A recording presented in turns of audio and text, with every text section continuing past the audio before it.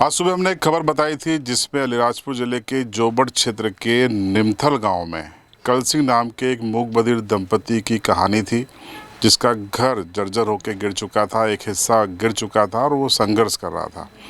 इस खबर को देखने के बाद कलेक्टर अलीराजपुर डॉक्टर अभय बेडेकर साहब ने संवेदनशीलता दिखाते हुए कुछ ही घंटों में वो यहाँ पर पहुँचे हैं और यहाँ उन्होंने निरीक्षण किया है। पहले उस जगह का जहाँ पर ये कल सिंह रहते हैं, उनकी झोपड़ी का निरीक्षण किया है, गिरे हुए हिस्से का किया है। अधिकारियों के दल के साथ वो यहाँ पर पहुँचे हैं और जो निरीक्षण किया उसके बाद हम उनसे बात करेंगे। कल सिंह के ही हम झोपड़े में मौजूद हैं। सर, क्या पाया आपने, निरीक्षण किया है? ये निमथल जोबड़ क्षेत्र का काफ़ी पिछड़ा हुआ अंदर गांव है और इसमें भी ये जो मूक बधिर व्यक्ति हैं कल सिंह जौहर सिंह, ये दिख रहा है वस्तुतः बहुत ही गरीब परिवार से हैं और भगवान ने भी उनके ऊपर ये मैं यही कहूँगा कि अन्याय किया है कि वो गूंगे बहरे भी हैं, मूक बधिर हैं और उनकी पत्नी भी मूक बधिर है। तो ऐसे लोग, जिन लोगों को कि शासन की सहायता की या शासन द्वारा जो योजनाएं दी जाती हैं, फ़ायदा दिया जाता है, उसकी सबसे ज़्यादा ज़रूरत है, उन लोगों में से एक ये हैं। ये चीज़ एक अच्छी चीज़ है कि इनको शासन से जो हमारी खाद्यान्न की योजना है उसका लाभ ज़रूर मिल रहा है। प्रधानमंत्री किसान सम्मान निधि में इनका जो आधार था वो फ़ोन से लिंक नहीं होने के कारण वो नहीं मिल रहा था इनको पैसा, तो वो अभी हम लोग ने उसको सुधारा। मैंने एसडीएम साहब को कहा, एसडीएम साहब भी मेरे साथी हैं, कहा है तो वो 48 घंटों में वो जुड़ेगा तो वो राशि भी इनको मिलेगी। और चूँकि इनको विकलांगता पेंशन की राशि मिलती है, इस कारण से इनको लाडली बहना की राशि इनकी पत्नी को उपलब्ध नहीं हो पा रही है। एक जो सबसे महत्वपूर्ण इशू मुझे दिख रहा है कि जिस झोपड़ी में हम लोग खड़े हैं पूरी तरह से जर्जर और डिलेपिटेटेड है ये, और कभी भी गिर सकती है, ये बात एकदम सच है।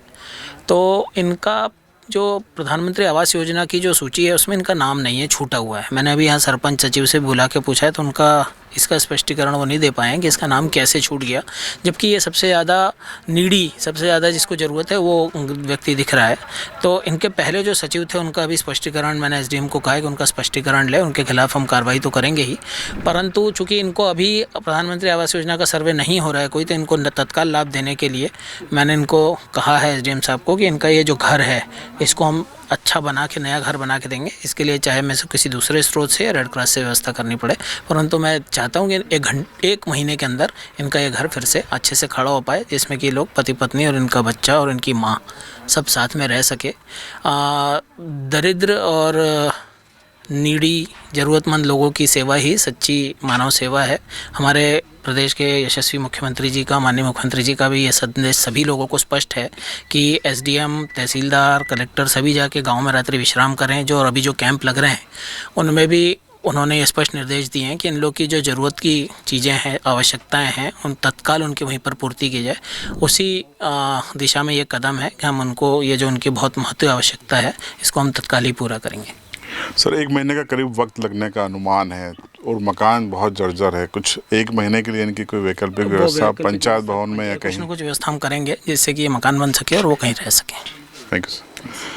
तो आपने सुना कलेक्टर साहब को त्वरित एक्शन लेते हुए उन्होंने ऐलान किया है विजिट करने के बाद कि क्यों पीएम आवास में नाम नहीं जुड़ पाया, स्पष्टीकरण लिया जाएगा। लेकिन सबसे बड़ी बात कि एक महीने के भीतर जहाँ पर ये झोपड़ी में हम खड़े हैं उसको प्रशासन नया बनाकर इनको देगा, एक मकान आवास की व्यवस्था करेगा। ये बड़ी उपलब्धि है इस परिवार के लिए, क्योंकि मूक बधिर परिवार है कल सिंह का और उस बेहद नीडी, बेहद ज़रूरतमंद परिवार है।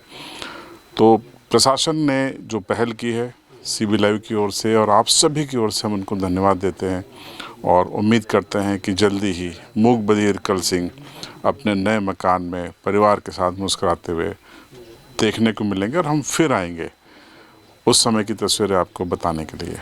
इस खबर पर आपकी राय कमेंट बॉक्स में ज़रूर बताएं। चैनल पर नए हैं तो सब्सक्राइब करें, बेल आइकन ज़रूर दबाएं।